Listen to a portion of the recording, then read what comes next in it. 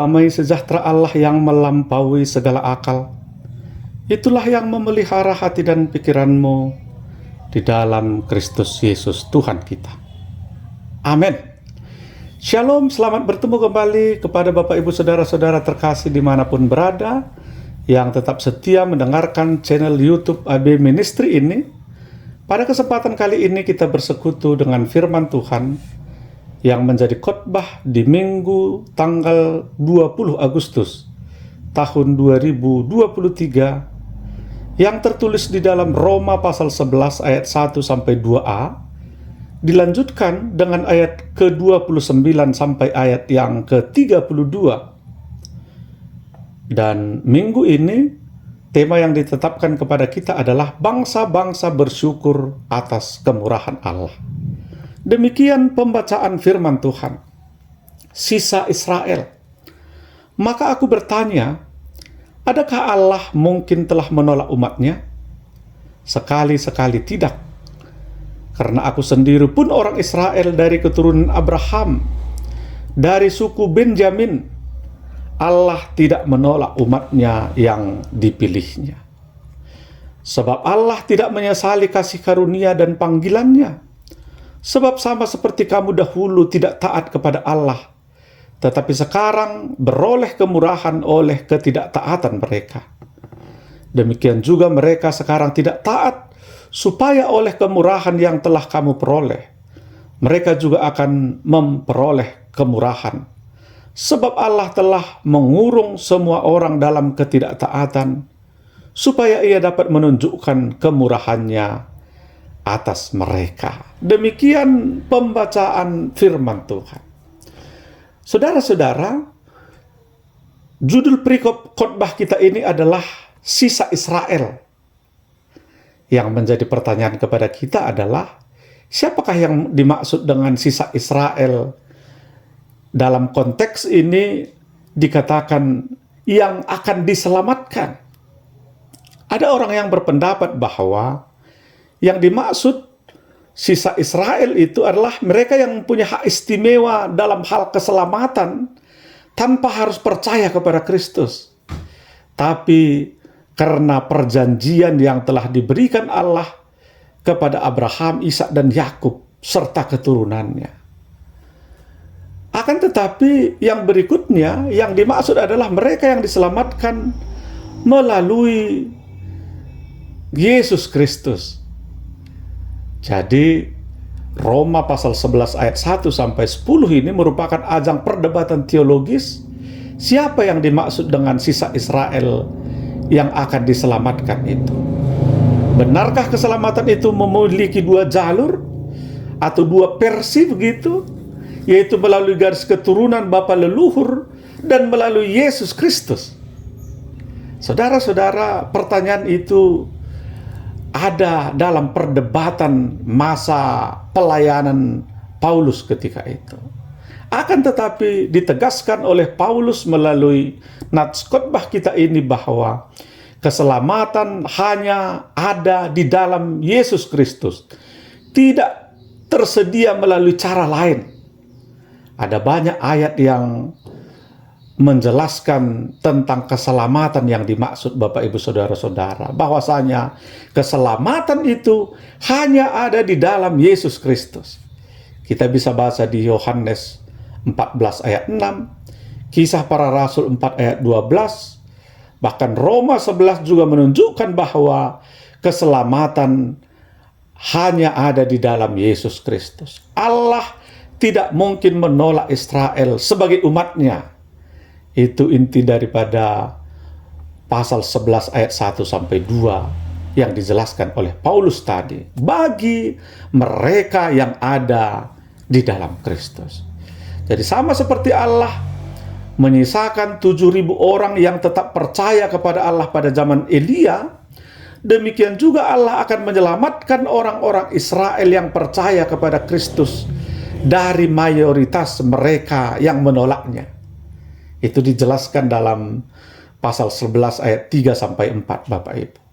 Paulus menyimpulkan bahwa pada waktu itu tinggal suatu sisa menurut pilihan kasih karunia.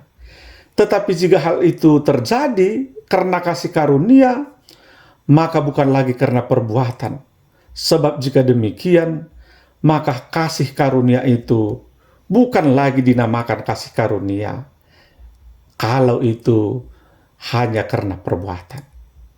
Bisa kita baca ini di ayat 5 sampai ayat yang ke-6. Jadi saudara-saudara, menurut kasih karunia yang ditekankan Paulus, yaitu bahwa Israel diselamatkan karena kasih karunia, bukan karena perbuatan atau karena hak istimewa yang melekat, yaitu garis keturunan tadi. Jadi sisa Israel berbicara mengenai minoritas Israel yang percaya kepada Kristus di antara mayoritas yang menolaknya.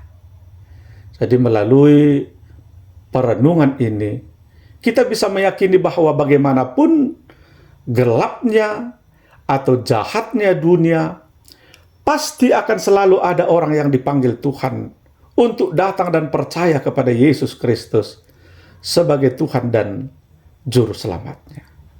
Oleh karena itu, saudara-saudara, kerjakanlah terus pemberitaan Injil.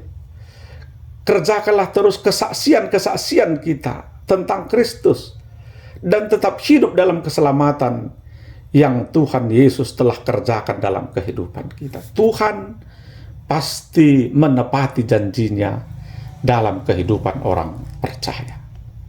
Untuk itu, melalui khotbah kita ini, ada beberapa poin penting yang mau disampaikan kepada kita, yang mau disampaikan kepada segenap jemaat Tuhan. Yang pertama, Allah tidak pernah melupakan janjinya untuk menyelamatkan umatnya.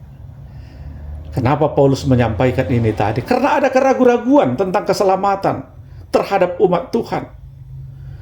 Ada keraguan-raguan tentang bagaimana Tuhan tetap eksis memelihara kehidupan umatnya.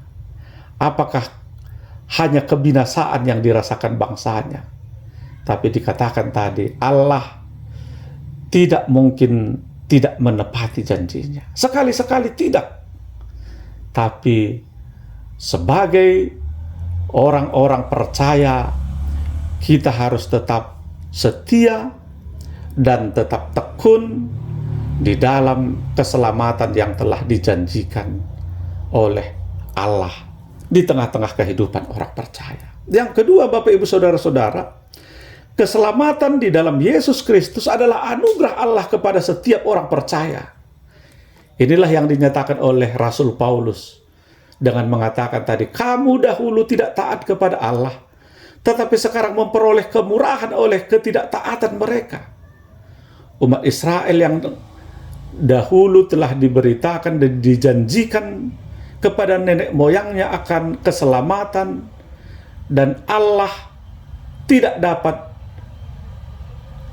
menunda ataupun tidak menepati itu yang telah dinyatakan melalui Yesus Kristus di tengah-tengah kehidupan umat manusia. Namun demikian, keselamatan tetap terbuka bagi orang Israel melalui kemurahan yang telah diperoleh oleh masing-masing orang, dan juga terbuka kepada orang yang bukan Yahudi. Jadi yang mau hendak ditegaskan adalah kepada kita bahwa Tuhan menyelamatkan setiap orang yang percaya, bukan karena garis keturunan, tapi melalui pengakuan keselamatan yang dari Tuhan Yesus Kristus. Untuk itu keselamatan dari Allah terbuka bagi semua orang yang menerima Dia dengan iman dalam kehidupannya. Dan ini mengingatkan kita bahwa keselamatan yang diperoleh melalui iman kepada Yesus Kristus bukanlah sesuatu yang perlu kita sombongkan dan menganggap bahwa orang-orang yang tidak percaya kepada Kristus adalah orang-orang yang rendah. Namun sebaliknya, kita harus mempunyai konsep berpikir bahwa mereka juga harus melihat dan ikut serta dalam keselamatan Kristus. Jadilah tanggung jawab kita sebagai orang percaya, yaitu memberitakan Injil, memberitakan Kristus, tetap bersaksi, seperti yang dikatakan Paulus, supaya oleh kemurahan yang telah kamu peroleh, mereka juga akan memperoleh kemurahan.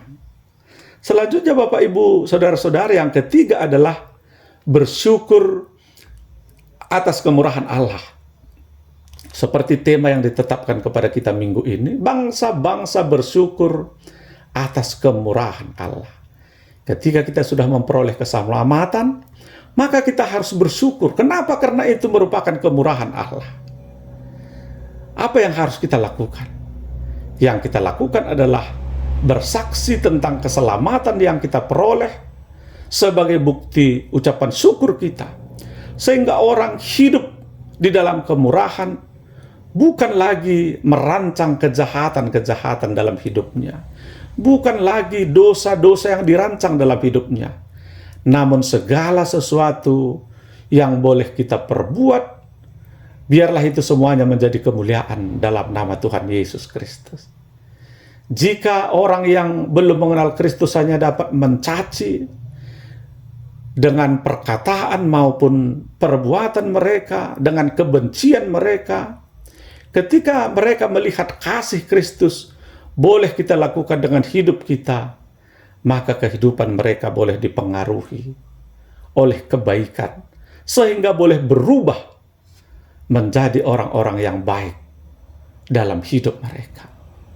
Sehingga keselamatan yang dirancangkan oleh Allah bukanlah hanya kepada kelompok atau orang tertentu saja, kepada satu bangsa saja, namun kepada seluruh bangsa yang mendapatkan keselamatan melalui Yesus Kristus. Itulah makanya disebutkan kepada kita, diajak kepada kita semua, seluruh bangsa-bangsa bersyukur atas kemurahan Allah yang telah dikerjakan dalam kehidupan kita. Saudara-saudara, kebetulan di tahun ini kita merayakan Hari Kemerdekaan Republik Indonesia yang ke-78. Di bulan Agustus ini, 17 Agustus 2003 ini, kita telah merdeka 78 tahun yang lalu. Kita sebagai orang Indonesia telah percaya bahwa semuanya itu merupakan anugerah Tuhan. Tuhan telah mengerjakan keselamatan di tengah-tengah bangsa kita. Walaupun melawan penjajah dengan bambu runcing, tapi dengan kesatuan, dengan persatuan, terlebih-lebih karena anugerah Tuhan, kita boleh menikmati kemerdekaan itu. Untuk itu tugas kita, marilah menjadi warga negara yang baik, yang mensyukuri keselamatan. Kita berbakti bagi bangsa dan negara, karena Allah mengasihi kita, bangsa Indonesia ini. Tapi sebagai orang-orang yang merdeka, mari kita tetap mengisi kemerdekaan kita, sehingga setiap orang boleh berkontribusi untuk pembangunan bangsa dan negara kita. Jangan lagi kita hidup dalam beban masa lalu, tapi hiduplah dalam kemerdekaan dengan meletakkan beban-beban, meletakkan persoalan-persoalan, meletakkan dosa-dosa yang sebelumnya kita lakukan di tengah-tengah kehidupan kita. Saudara-saudara, sebagai orang merdeka, dia harus hidup bebas, tidak terkungkung oleh apapun. Ada sebuah ilustrasi tentang seseorang yang walaupun sudah merasakan merdeka, hal yang baik, tapi tetap tidak meninggalkan bebannya. Saudara-saudara, di suatu daerah terpencil, biasanya orang kemana saja harus jalan kaki, mau ke pekan, mau pesta, mau pergi ke kampung seberang, harus jalan kaki. Dan suatu saat ada sebuah mobil truk yang masuk ke daerah mereka. Dan biasanya itu adalah gardang dua, karena itu angkutan satu-satunya, maka orang berlomba-lomba agar boleh dibawa oleh mobil tersebut. Saudara-saudara, suatu hari ada seorang bapak-bapak yang pulang dari pekan, membawa barang bawaannya, dan orang berdesak-desakan naik mobil tersebut.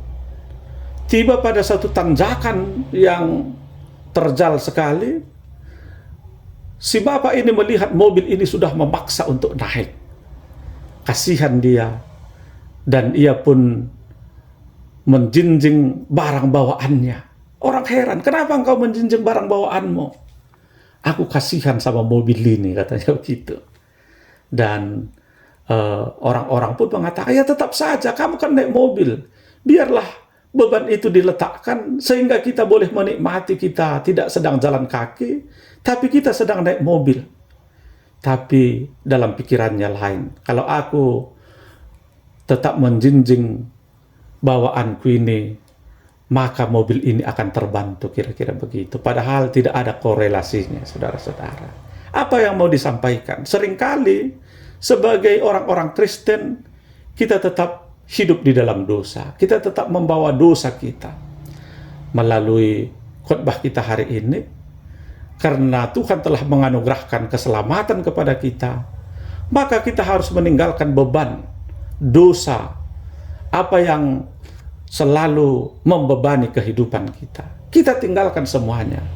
Mari kita hidup di dalam Kristus, sehingga melalui kemerdekaan itu, melalui anugerah itu, kita benar-benar hidup tidak dikuasai, tidak ditekan oleh beban apapun, tapi benar-benar merdeka di dalam Kristus, dengan hidup di dalam kebenaran, di dalam iman, di dalam anugerah, dan tetap bersyukur dengan tetap bersaksi tentang kasih karunia Kristus dalam kehidupan kita.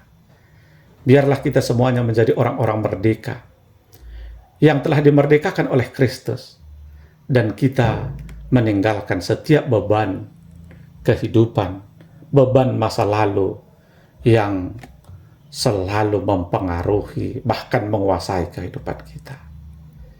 Mari semuanya hidup di dalam Kristus yang membawa kita kepada keselamatan, kepada kebenaran yang telah dianugerahkan kepada kita.